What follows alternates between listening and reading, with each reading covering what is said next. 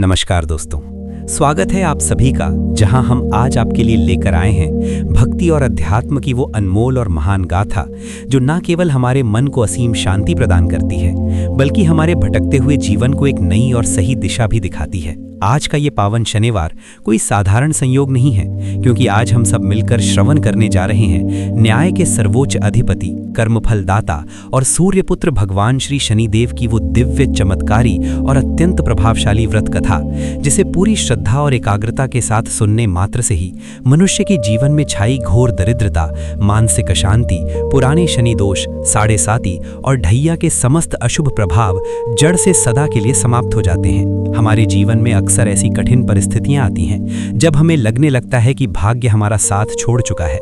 कठिन मेहनत के बाद भी सफलता हमसे कोसों दूर है, या फिर बिना किसी ठोस कारण के मन में एक अनजाना भय और भारी अशांति बनी रहती है। ऐसे विकट समय में शनिदेव की ये परम पावन कथा हमें साक्षात ये सिखाती है कि कैसे हमारा सूक्ष्म अहंकार ही हमारे दुखों का सबसे बड़ा कारण बनता है, और कैसे अटूट श्रद्धा, निस्वार्थ सेवा और सत्य के मार्ग पर चलकर हम शनिदेव की सबसे कठोर दृष्टि को भी अपनी सुरक्षा ढाल में बदल सकते हैं। आज की इस विशेष और विशाल कथा में आप विस्तार से जानेंगे कि कैसे रत्नपुर के एक अभिमानी राजा का वज्र जैसा अहंकार क्षण भर में चूर चूर हो गया, और कैसे धर्मवर्मा जैसे एक सच्चे और परम भक्त ने अपनी अडिग भक्ति और कर्म के अटूट बल पर पूरे राज्य को एक अत्यंत भयंकर और जानलेवा महामारी के प्रकोप से पूरी तरह सुरक्षित बचा लिया। इसलिए इस कथा के एक एक अनमोल शब्द को अत्यंत ध्यानपूर्वक और पूर्ण विश्वास के साथ अंत तक सुनिएगा, क्योंकि ये कथा केवल एक कहानी नहीं बल्कि आपके जीवन को स्थायी सुख, अटूट शांति,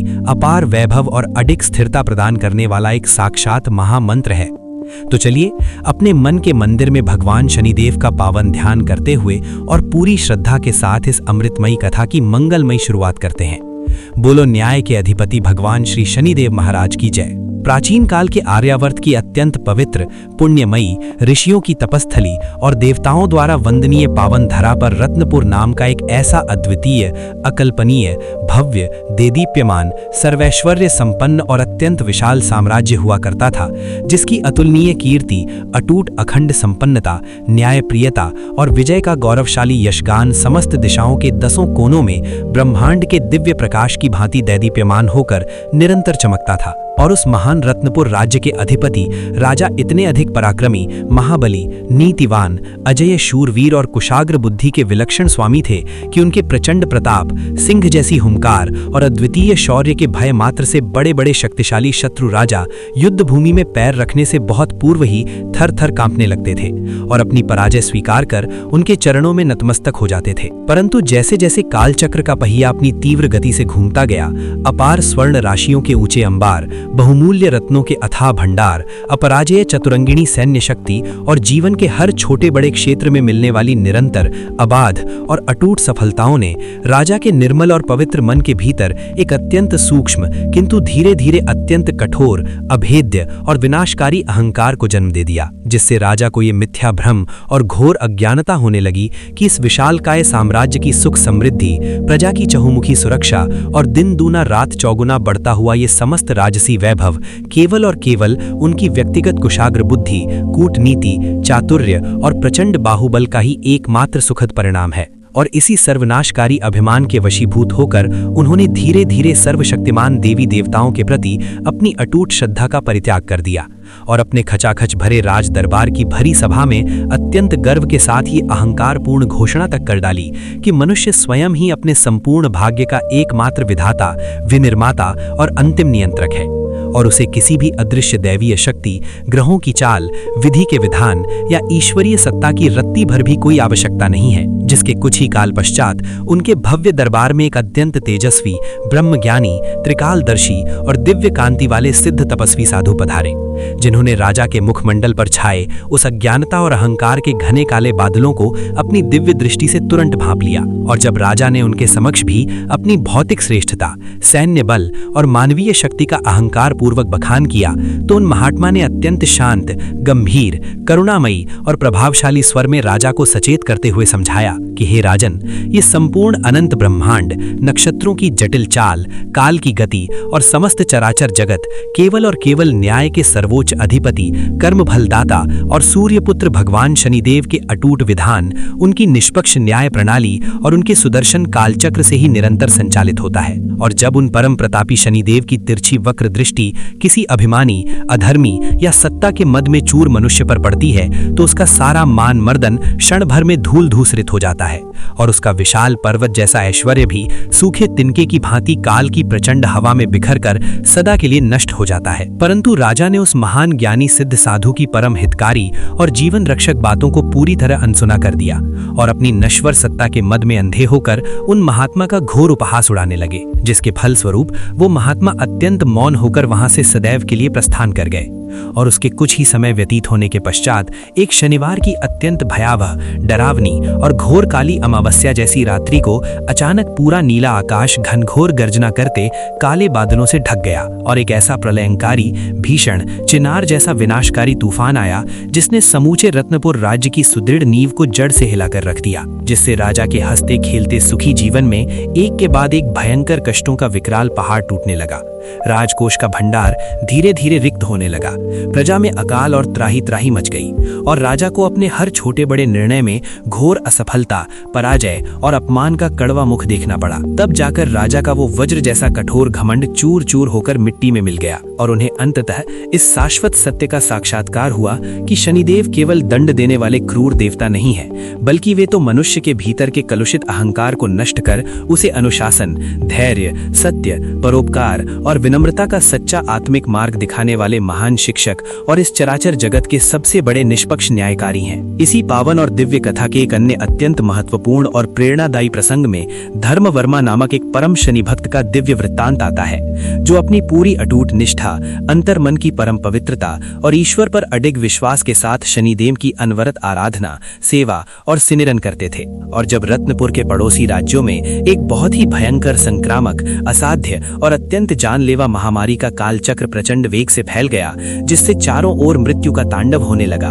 और असहाय प्रजाजन मृत्यु के भय से व्याकुल होकर अपने पूर्वजों के घरों, खेतों और सुंदर नगरों को विवश होकर निर्जन वनों की ओर भागने लगे, तब भी धर्मवर्मा तनिक भी विचलित, विस्मित या भयभीत नहीं हुए और उन्होंने उसी पवित्र शनिवार की पावन बेला में शनि मंदिर के गर्भगृह में जाकर न्याय के देवता के चरणों में अपना मस्तक पूरी तरह नवा दिया और अत्यंत दीन भाव से, कंप कपाते होठों और अश्रुपूर्ण नेत्रों के साथ ये करुण प्रार्थना की कि हे प्रभु, हे न्यायप्रिय शनिदेव, इस भीषण संकट की घड़ी में हमारे राज्य की, अबोध पशुओं की और समस्त निर्दोष प्रजा की रक्षा करें। तब उन्हें अपने अंतर्मन की अतल गहराइयों से ये दिव्य प्रेरणा, आकाशवाणी और ईश्वरीय संदेश प्राप्त हुआ कि केवल कोरी भक्ति और नाम जप से ये भौतिक संकट नहीं टलेगा, बल्कि इसके लिए उचित मानवीय कर्म, कठोर पुरुषार्थ और सेवा का मार्ग भी अपनाना होगा। अतः उन्होंने तत्काल राजा को अत्यंत महत्वपूर्ण और युक्तिपूर्ण सुझाव दिए और पूरे नगर में युद्ध स्तर पर व्यापक स्वच्छता, शुद्धिकरण और जड़ी बूटियों के धुएं का अभियान चलाया। हर गली, कूचे, चौराहे और मोहल्ले में अनुभवी वैद्यों की टोली नियुक्त करवाई और सभी डरे हुए लोगों को मानसिक रूप से सुदृढ़, निडर, साहसी और धैर्यवान रहने के लिए निरंतर उपदेश देकर प्रेरित किया। और धर्मवर्मा के इसी निस्वार्थ, ओजस्वी और कुशल नेतृत्व में सभी नगरवासियों ने एक साथ मिलकर पूरी श्रद्धा, आत्मिक पवित्रता और अनन्य भक्ति के साथ शनिदेव का सामूहिक पूजन, अर्चन, वैदिक मंत्रोच्चार और विशाल महायज्ञ संपन्न किया, जिससे संपूर्ण वातावरण दिव्य मंत्रों की सकारात्मक आध्यात्मिक शक्ति से पूरी तरह शुद्ध, पवित्र और ऊर्जामय हो गया और मृत्यु के साये में जी रहे लोगों के भीतर एक नया अभूतपूर्व आत्मविश्वास और नव जीवन की प्राण शक्ति जागृत हुई, जिसका परम सुखद और चमत्कारी परिणाम ये निकला कि वो जानलेवा महामारी रत्नपुर की सीमाओं को स्पर्श तक नहीं कर पाई और पूरा राज्य पूर्णतः सुरक्षित, स्वस्थ और रोग मुक्त बच गया, जिससे ये सार्वभौमिक सत्य संपूर्ण विश्व के समक्ष सिद्ध हो गया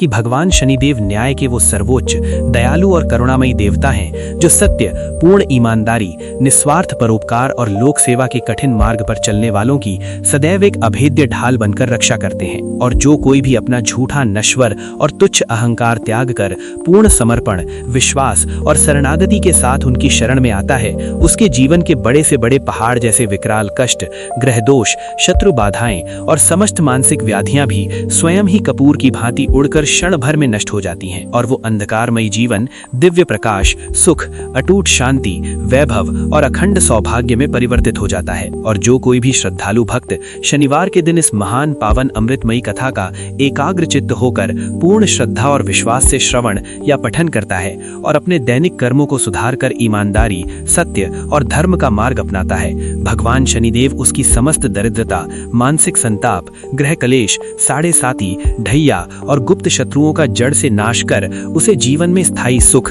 अखंड ऐश्वर्य, यश, कीर्ति, सुयोग्य संतान और अडिग स्थिरता प्रदान करने के साथ साथ अंत में मोक्ष का परम मार्ग भी प्रशस्त करते हैं। और ये कथा हमें ये भी सिखाती है कि जब इंसान अपने कर्मों की जिम्मेदारी लेता है और समाज के प्रति अपने कर्तव्यों का पालन करता है, तो ईश्वर स्वयं उसकी सहायता के लिए किसी न किसी रूप में अवश्य आते हैं। अतः जो भी इस कथा को पूर्ण विश्वास के साथ सुनेगा, उसके घर में कभी अन्न और धन की कमी नहीं होगी और वो सदैव शनिदेव की छत्र छाया में सुरक्षित रहेगा। बोलो न्याय के परम अधिपति भगवान श्री शनिदेव महाराज की जय। तो दोस्तों, ये थी भगवान श्री शनिदेव की वो परम पावन और दिव्य व्रत कथा, जिसे श्रवण करने मात्र से ही हृदय के समस्त संशय और जीवन की घोर अंधकार में कष्ट क्षण भर में ओझल हो जाते हैं। हमें इस कथा से ये महान और शाश्वत सीख मिलती है कि न्याय की देवता शनिदेव कभी भी किसी के शत्रु नहीं होते। वे तो केवल हमारी कर्मों के अनुसार हमें सही मार्ग पर लाने वाले एक महान और निष्पक्ष शिक्षक हैं। जो मनुष्य अपने भीतर के अहंकार को त्याग कर सत्य, ईमानदारी और परोपकार के मार्ग पर अडिग रहता है, उस पर शनिदेव की वक्र दृष्टि भी कृपा की वर्षा में बदल जाती है और उसके जीवन में कभी भी सुख, शांति और स्थिरता की कमी नहीं होती। आज के इस पावन शनिवार के अवसर पर हम ये संकल्प लें कि हम अपने कर्मों को पवित्र रखेंगे, दीन दुखियों की सेवा करेंगे और कभी भी अपनी शक्ति या संपत्ति पर घमंड नहीं करेंगे, क्योंकि अंततः वही मनुष्य सुखी रहता है जिसके कर्म शुद्ध होते हैं। आशा है कि शनिदेव की इस अमृतमयी कथा ने आपके मन को असीम शांति और आत्मबल प्रदान किया होगा और आपके जीवन के जो भी संघर्ष हैं, वे भगवान शनिदेव की असीम कृपा से शीघ्र ही समाप्त हो जाएंगे। यदि आज की ये विशेष प्रस्तुति आपके हृदय को स्पर्श कर गई हो, तो इसे अपने प्रियजनों और मित्रों के साथ भी साझा अवश्य कीजिएगा, ताकि वे भी शनिदेव के इस दिव्य विधान और महिमा से लाभान्वित हो सकें। अपने मन के मंदिर में भगवान सूर्य पुत्र का ध्यान करते हुए एक बार फिर से पूरी श्रद्धा और भक्ति के साथ जयकारा लगाइए। हम फिर मिलेंगे एक नई आध्यात्मिक यात्रा और एक नई पावन कथा के साथ। तब तक के लिए आप सभी स्वस्थ रहें, प्रसन्न रहें और सदैव धर्म के मार्ग पर चलते रहें। बोलो न्याय के परम अधिपति, कर्म फलदाता भगवान श्री शनिदेव महाराज की जय।